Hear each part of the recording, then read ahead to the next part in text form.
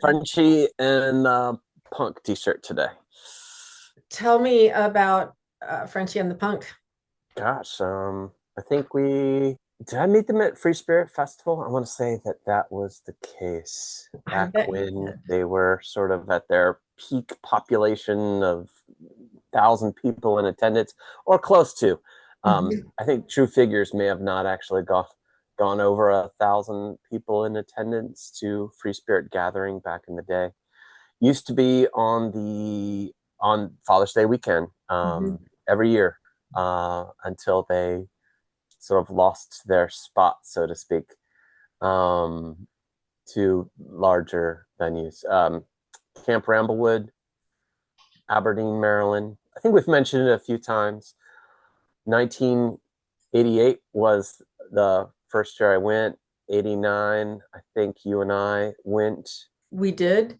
We, with, I think, parts of, did I go with parts of uh, Coven at so, the time? Not that I well, was initiated, but I may have initially gone with friends and teachers. That's what it was. Yeah, because I was a minor that had to sign off on me. yep. And we had a little yellow tablecloth, and we set up our very first vending stand on the grass because we didn't actually have a table, and we sold little bottles and little things to raise money to start Foxcraft. Yes, we had gotten some incense from St. John's Herb Garden. Hmm. Shout out to Sydney Valentine. That business just recently closed, but they were in business for a very long time, and we got some products from them. They were sort of a lifelong supplier for our oils and things like that. But we, at that time, I think we got the incense sticks. So we sold sticks individually, Yeah. and you made some little walnut shell mice that Yes. you had. So you take a walnut and you break it in half right in the center, and you glued little eyes on them, and they had like little features. Yep. And a tiny, tiny, tiny piece of like heavy duty fabric or leather. And if you glued it just right, you could have strings coming out as a little nose. Yeah, And then and turn it whiskers. over flat, Yeah, yeah, and a paper little magnet maybe with on the paper back. on the bottom with a little tiny magnet. Yes. Yes. The first of How much our were they? homemade stuff. I don't remember. Do you? I want to say that they were just like $2 or $3 or something like that. That makes sense. That makes sense. And then, so that was Father's Day weekend of 1989, 9. Yep. and we opened in August, That 4th and that 5th. was sort of the first time that Foxcraft opened for business at that time. Yep. Yep. And the name lives on our oils. Yes. Yeah. Super cool. Yeah. Super cool. But Frenchie and the Punk, yeah, I think I ran into them, I want to say decades ago. But it could have been a fairy festival as well. But Oh, that sounds likely. I think probably both. So they were probably at Free Spirit Gathering one year, probably. I would have to ask Samantha. Yeah, I want to say but the fairy festival that you remember the going back in time, the Maryland Fairy Festival, which used to be a thing, which doesn't exist anymore. Yeah. Yes. Um, so that was, uh, I think it came from a splintered group from Free Spirit Gathering, Hmm. and I think Calibran was really a big part of it. I know there are other people. I Yeah. mentioned Calibran's name a lot, that he is a brother, so he is someone we know well. Um, Named by Lady Alexandria, Yes. and still, there. I want to feel. I want to say that everyone she named, they kept their name, Yes. despite how they may have felt about Lady Alexandria, like later in life. I don't. I don't know anyone that just dropped their name. Hmm. Anyway, so Caliban had and there are other people. There are a lot of other people involved. I'm sorry, I don't know all their names, but Caliban's our brother. So he and other people organized that event. It lasted for a couple of years. Now it was Upper Marlboro where the first couple were at, Yes. And and that's Gossamer Hawk vended at. right. So Dave and I brought Gossamer Hawk All to. right. So what's Gossamer Hawk? So Gossamer Hawk was an outgrowth of, well, trinkets, which was an outgrowth of the Crystal Fox. Right. So when Lady Alexandria moved to the beach, we opened the trinkets stores. Right. And then after her passing, Dave and I opened Gossamer Hawk in downtown Rehoboth, and then we later moved out to a like a super funky, cool spot off of Yeah. where. And Frenchy and the Punk played there. Yes. So in 2007, Yeah. Dave had some major surgery, and Frenchy and the Punk came and actually did a benefit show. Do we have pictures of that event?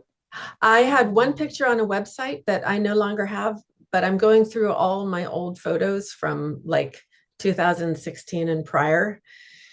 So I know that there were some photos taken. It's just a matter of trying to find them because we all were like early adopters of technology. And so what we had was photos that were taken with cameras that used, 3.5-inch floppy disks, right? So it was just the best ever. Yeah. But it's been a little challenging to try to like collect all those again because Yeah. time and tech. Yeah. I thought that you showed me one at one point or Yep, something along those lines. So, sure did. It was on the Gossamer Hawk website. oh, okay. Yeah, Very we good. had it up there for a while. So So, that was 2007, and we've been devoted fans ever since. yep, Frenchy and the Punk, they came The then. And I swear I saw them at Free Spirit Festival, but now I feel like I need to ask them. two of the nicest humans you ever want to meet in the entire universe, too. Yeah. Just absolutely amazing. Yeah. And they also happen to be musicians who perform good music. Yeah. So if you Um, don't know Frenchy and the Punk, yeah. definitely we'll drop some links in the Yeah. comments. If you're watching this on YouTube, then you can just type it in and then I think you'll get some things. They were just performing somewhere, but now I can't remember where. Because it wasn't, if it's not close to me, then, you know, it's got to be Maryland Mhm. or Pennsylvania. We play a lot in this whole like Eastern Yeah. corridor Yeah. and also overseas. Yeah. And West Virginia border, I'd probably drive that far. Yeah, yeah, yeah. They were at the Berkeley Springs, West Virginia Ferry Fest last That year. was it. That Yep. was that was it. That was the one that, yeah. Berkeley Springs is not super far, but I found out about it late. So it's just like days before the event. But there's Portals out there, and Portals is a customer of the Crystal Fox. So I bring them inventory and I need to restock them. As if you see Crystal Fox products hanging up in Portals in Berkeley Springs, West Virginia, that is why. Yep. They have our incenses, our oils, and we also bring them stones and bracelets. So they probably need a restock. Yeah, a little trip back through time. We will give you links in the description to everything we can.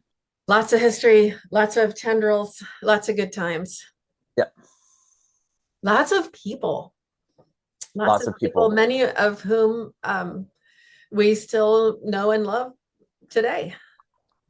Yeah, I vividly remember in Free Spirit Gathering, the first one that I went to in '88 was, I think at the time it was pomegranate. Oh, '88. Well, I did meet you Up in '88. to Rites of Spring in '89. Massachusetts, 89. Okay, 89. And that was the pomegranate era. And then Kiva Yes. spun off from that. Yeah, Rites of Spring and '89. Yeah, 89. upstate New York, Catskills. Um, and that was where I learned that you don't run off a dock and jump into a mountain lake because it was so cold that I think I just like levitated back out because I don't even remember getting out of the water. All I remember is being on the dock, like, ah, Right, yeah. right. I think everyone remembers the mosquitoes. Isn't that funny? I don't remember the mosquitoes at all. Oh, well, there you go. Well, that's probably good. That's good.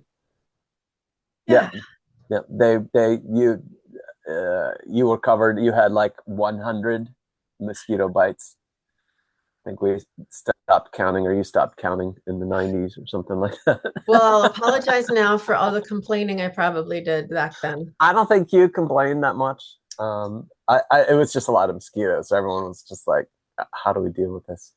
Yeah. Oh, Uh, so much citronella incense and candles. Citronella and food with garlic in it, because people are Yeah. like, if you eat food with garlic in it, then but you have to eat so much garlic that everyone is also repelled, which is funny because I love garlic, and when people Yeah. smell like garlic, I I am not repulsed. Yeah. Yeah. I will lean in, uh, especially if it's sautéed mushrooms with garlic and olive oil and white wine, like a sauté. Like that is a number one. But yeah, yeah, there are stories from that place. I remember a story about um, someone that lost their mind. The early years, The early years. I'm sure it still goes on today. So, Contention, controversy, people losing their poop. and I don't know how to describe how different it was before the internet happened too, Yeah, because that was like a whole series of, you were looking in the back of the Farmer's Almanac. That's where Abyss actually advertised in the early days of yeah. Abyss. Who is Um, Azure Green today? I still and it, call him Abyss, but yeah, Azure Green people today, look at me and they're like, "What are you talking about?" I'm like, "Azure Green." I'm sorry. Azure Green. And it was like handmade newsletters that were passed around in community colleges or somehow at, community, like you just hope you knew somebody who knew somebody to get there. Yeah, he just passed, but the guy, sorry, I can't think of his name immediately. He had the local calendar of events. I think it was like pagan calendar of Yeah. events, Yeah. or pagan Wiccan witches calendar of events. His name will come to me if I keep talking. But so that was just typed up, maybe printed by an early computer, but then Mhm. Xeroxed and then Mhm. stapled. And then you would pick it up. You would physically pick it up, and you would donate like $1.25. Mhm. And then you had the calendar events, which was probably good for most of the states. Mhm. Like today, we would look it up like calendar events, but things come into favor and they go out of favor. But I think there are still some that are around, although I have not been recently. Starwood, which was very contentious, because bless you, Starwood was like Association for Consciousness Exploration or something along those lines. And that was when you went to Starwood, it was in Ohio. Is that right? Yeah, it was actually multiple places. So the first You one I went went before to, I knew you. Yeah. yeah, the first one was in Ohio, and that was, I think I went to the first Free Spirit gathering and I met somebody, and then they were like, "I'm going here," and I was like, "Yeah, sure, that sounds great." And so I went to Starwood in '88, which was at 17 years old. That was a core magical experience, which has changed my brain probably for the rest of my life. Drumming until dawn, dancing and drumming until dawn, like throughout the entire night. That was amazing. Um, Gosh, and so I could still think back to those experiences. Now they might blend a little bit, one festival to another festival to another festival, but that one sticks. That one, and they may have returned to that one in the future, but that one I would only went there once. but it was at a ski lodge. And so, but it was summertime at a ski lodge. So it was a lot of nature. And I remember that part of it. I remember it being very beautiful. But yeah, there was, uh, there was definitely more drugs. But at that time, what a drug was what's legal today in most states, and very tame in comparison, right? So if you're talking about, THC, the concentrations of 88, it's just it's nothing like what you can get today Yeah. for cheap. So the contention with some festivals is that they were more like hippie events or rainbow gatherings. And some rainbow gatherings are beautiful and peaceful. Some rainbow gatherings might be more drug fueled. There's always a mixed bag with gatherings. So word of mouth is a good way to get the vibe, but you can read the material and you can be like, oh, okay, this is a clothing optional festival. This is a festival that says, do not bring drugs of any kind Hmm. explicitly. You know what I mean? So you're like, okay, this is, so reading those parts. And it was funny because people come to Free Spirit Festival, they wouldn't read any of that. And then they'd be like, no, culture shock because very minimal in terms of craziness early Mhm. on, I thought, before I it grew agree. and got big. A lot of what I experienced at the time, like high spirituality, but it was like a mixture for sure. So, a lot of people, it was like their party week. And for some people, it was the time to go to spiritual workshops, you know, all Hmm. week. And some people just laid out by the pool. And some people went to the fire, and drummed and danced. And when you're naive, perhaps you missed some of the strangenesses and weirdnesses and you know like there was a fist fight at the 88 one or 89. Was, but we missed it, it's like I Yeah. didn't notice, we got informed about it later and we're like, what? I And it was remember the Joniki ground. was telling us about it and we were like, really? We were like shocked and surprised.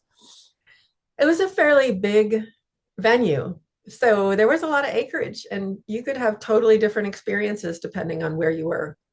Yes, a wise which said to me once, I forgot what he said exactly, but he says, throughout the years, it is what you bring to it Mhm. that determines the experience. And I was like, that's wise. That is very true. Yeah. Very true of a lot of things beyond festivals, too. Many Yes. things in life are determined by what you bring. Yeah. Sometimes your expectations, like sometimes you don't have any Mhm. expectations, and then you're surprised. You have a good time. Sometimes Yeah. your expectations are this high spiritual event, and you're like, there's Yeah. nothing spiritual going on here, or it's not something that you relate to, connect to, or jive with. It can be fairly broad in terms of experience, but great. I don't know. I have many great experiences and great memories, Mhm. but I also stopped going. So for me, there was a point where I think it was the time off, the time away from work, which really makes me sound like type A personality. I know, and I know I work 6 days a week. I, I'm working on my day off. It's just how I relate to the world at this point. But the elements are actually a factor, and as you grow older, your body is and nature, it feels like it's less forgiving. Yes. So we've sat through some hurricanes, um, Tornado some warnings. tornado, Yeah. funnel cloud. And the funnel cloud, that means you're in at least class zero, maybe class one, because some people are like, no, when you see the funnel cloud, that's class one. I'm like, I don't know. I'm not a meteorologist. I did not see the funnel cloud, but somebody else saw the But he funnel did. cloud. And Uh, yeah, yeah, I've had our Crashing rainstorms. Yeah. yeah, people had their tents blown away. We've had our tents blown down multiple times to the point where we're like, big storm's coming, and we kind of know what to do. We kind of like take take it partially down Yeah. because Yeah, the very wind is going much. to take it down, less like a sail. And the Crystal Fox tents were always bigger. Gossamer Hawk, we just had one of the pop-up tents. Our Yeah, vending was and as small. long as the air didn't get underneath the pop-up tent, you're Mhm. okay. But you had to be staked in, and you had to be sort of aware. I feel like you had to be in your tent, Mhm. which is you always have people like when the class 0 or class 1 tornado came through. Nobody put us into a shelter. Next year, they were like, "You need to get in a shelter." I'm like, I fought them. Yes, so I did was I. like, I this is was there that year, and we were like, the lady would never have been down in this shelter. Like, right. So they were almost going to allow me to stay up, but I think they appealed to Echo, and Echo was like, it was, but yeah, probably they had done the right thing, and they were on the right side of what you would do in a legal situation. nowadays, But I feel still, like, 25 years ago, nobody would have thought about that at all. You would right. And if just, it's your livelihood, you will protect your livelihood yeah, with your life. It is your your livelihood. And livelihood. like people are Yes. like, "Oh, you get another tent, it's just stuff." I'm like, No, it's your this is livelihood. how I eat. Yeah. So yeah, it can be different. And Yeah. yeah, so the element was a factor. And Free Spirit had contracted a lot, so it wasn't a huge customer population. So it had rise and fall. So we had risen up to a great peak, which were great. Those are great years, and then sort of slowly drifted off into a valley. That's probably natural, in the course of things, that things become popular and then less popular later on. We were there for the good times and met people like Frenchy and the Punk, did a lot of vending. Mhm. Some years were more successful than others. Gossamer Hawk, in the 2000s, a festival started in Milford, Pennsylvania, called Fall Frolic, which Yeah. we vended at. I presented. I got to meet some really cool authors and do some other stuff. And at one point, I think it was 2007. Yeah, it was the same year of the surgery. Like we brought 19 people Yeah. from Gossamer Hawks community out in Delaware. And, we had a great time. Some of the Free Spirits and other summer festivals were really hot. We stayed at one Fall Frolic where it was so cold that the insides of the tent were freezing, ice, ice inside the tent. Right. And Some people like the cold weather tenting and being out in nature. Not me. well, I used to love it. I used to I love would it. But I would rather melt than freeze. But Free Spirit Gathering at the time, and I know it sounds weird to say, but climate change seemed to have played a role. yes, true.